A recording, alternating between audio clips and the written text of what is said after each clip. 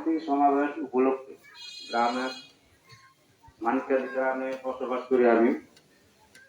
তবে মানিককান্দি যে বিষয়টি এগুলা বলার দরকার নাই, কিন্তু সবারই অন্তরঙ্গ ভাবে জানা, কেউ জানার বাকি নেই, সবকিছুই জানে।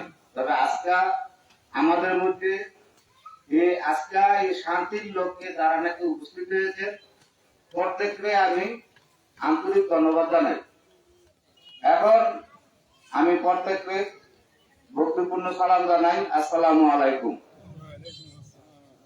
তবে বহু দুঃখের বিষয়, অনেক কিছু কথা বাইরে আসে, কিন্তু বলার সুযোগ নেই, বলার সময়ও নেই, যেহেতু শর্ট সময়। তবে আমি কিছু কিছু কথা বলবো শান্তির লোক।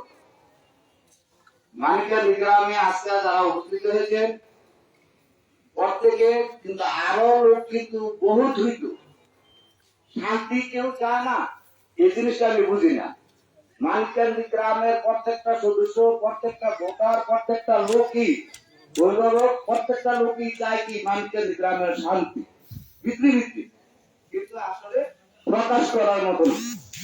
আমি যেহেতু আজকে যে জনসভাটা বা সময় শান্তির লোকে আসছে, অনেকেই বলে লুকে মুখেও থাকে, আবার কেউ বা বক্তৃতার মঞ্চ আসবে না, কথা জানে বিচারক এই দেশে, কিন্তু আসলে কথার মধ্যে আসবে না যে আজ কথা বলে কালকে জানি আমার এ জানি কি করে, এমন বিষয় কিন্তু অনেকেই জানে। কিন্তু আমি কিন্তু এই ভয় নিয়ে আমি আসছি না। আমি শান্তি সমাবেশে বর্তমান তিতাস থানার ভারপ্রাপ্ত ওসি আজিজুর রহমান সাহেব ওনার আসছি বিদায়ী। আমি মনে করলাম যে ওনার সামনে কিছু আমার বলার আছে, আমি আসছি। তো ওনার আমি দাউদকান্দি না, তিতাস থানার যে ওসি, ওনার যদি মনে করে যে মানিককান্দি গ্রামটা শান্তিরূপ ভাবে চলবে, তো ইনশাল্লাহ শান্তি অবশ্যই ফিরে পাবো আমরা। তো আমরা চাই ওনার কাছে বিনীত অনুরোধ, আমরা শান্তির লক্ষ্যে আজকে আমি ফিরে আসি। ইনশাল্লাহ আজুর সাহেবের মানে অনুমোদ থেকে আমরা শান্তিরা কতটুকু পাবো না পাবো আমরা সবাই শুনবেন। কিন্তু আমি বলতে চাই যে মানিককান্দি গ্রামের যে মামলা হামলা বহুত কিছু আছে। কারণ আজকে যদি মানিককান্দি গ্রামের প্রত্যেকটা গোষ্ঠী, আমি জানি 10-12টা গোষ্ঠী আছে মানিককান্দি গ্রামের মধ্যে। আমরা আগে দরবার করছি, আগে দরবার বলছি, দরবার হতে দেয়নি, ডাক দিলেও দেয় না, কারো সমস্যা।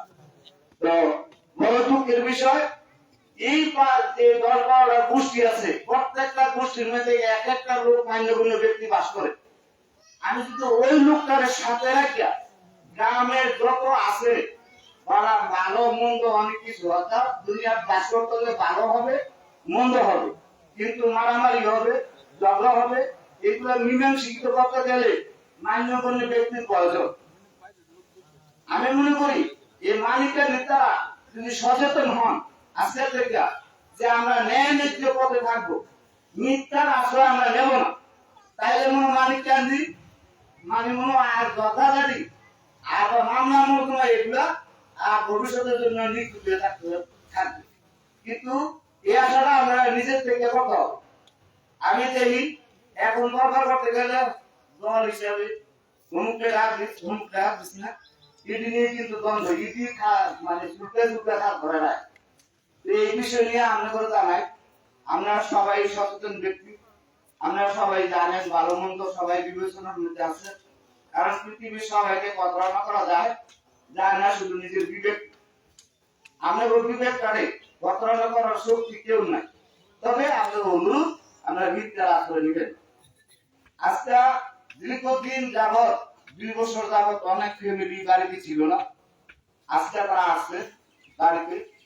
কিন্তু আমি কাজের হইয়া না, আমি সামাজিক হইয়া, আমি সামাজিকের একটা লোক হইয়া মানিককান্দি গ্রামের ভোটার হিসাবে আমি অনুরোধ করছি, আমরা আসে দেশের কোনো বাড়িঘর ধ্বংস করার বা তারা করবেন।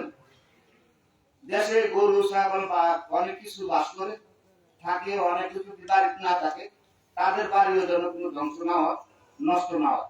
এবং তাহলে অহেতু হয়রানি করে দুর্বল বানানোর জন্য মিথ্যা আশ্রয় নিয়ে কাউকে হয়রানি করবেন না, এটা আমার অনুরোধ।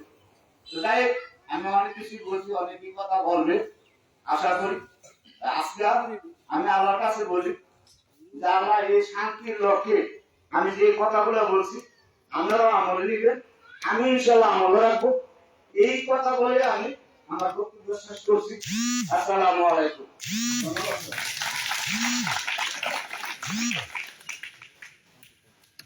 এখন আমাদের মাঝে শান্তি সমাবেশে বক্তব্য রাখবেন বিকাশ উপজেলার জনমনোনীত নেতা জগৎপুর গ্রামের সালাম মেম্বার সাহেব।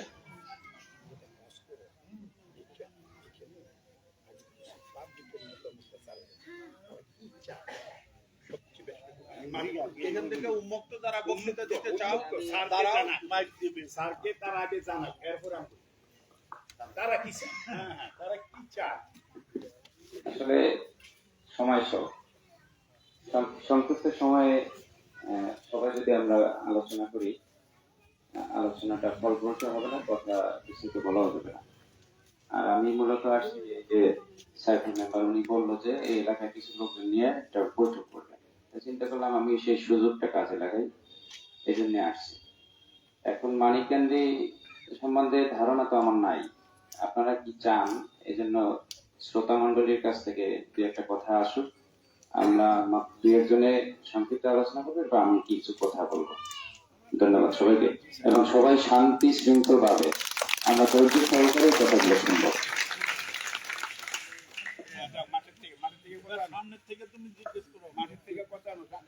আপনারা উন্মুক্ত ভাবে কেউ যদি বক্তব্য রাখতে ইচ্ছা পোষণ করেন হাত উঠাইতে পারেন, কাউকে জোর নেই। কেউ কিছু বলতে চাইলে তার মনের কথাগুলা শান্তির উদ্দেশ্যে বলতে পারে। মোহাম্মদ বাশার হাজী সাহেবকে আমি মঞ্চে আসার জন্য অনুরোধ করবো।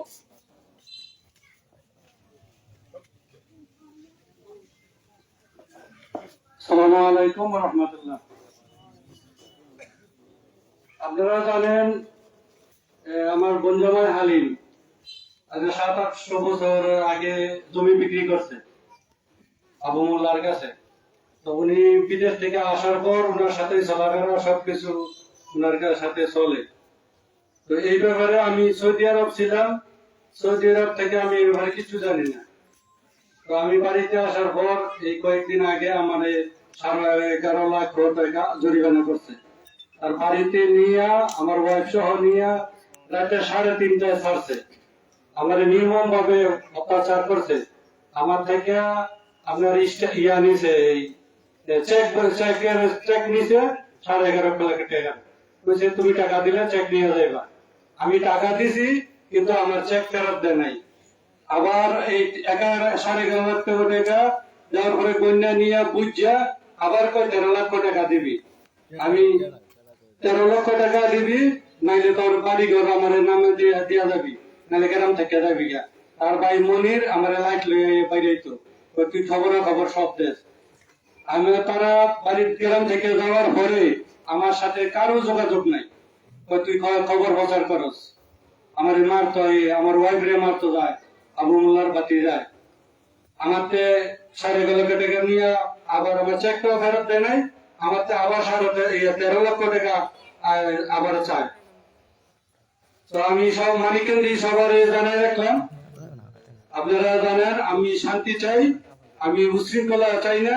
গ্রামের সবাই যে আমরা নিরহ মানুষ, আমরা কোনো সন্ত্রাস না, আমরা কোনো চাঁদাবাজ না, আমরা নিরহ মানুষ, আমরা শান্তিতে বসবাস করতে চাই, একে অপরের ভাই, আমরা শান্তি চাই। আমি এই বলে বক্তব্য শেষ করলাম। আসসালামু আলাইকুম। আর কেউ যদি কিছু বলতে চান হাত উঠাতে পারেন।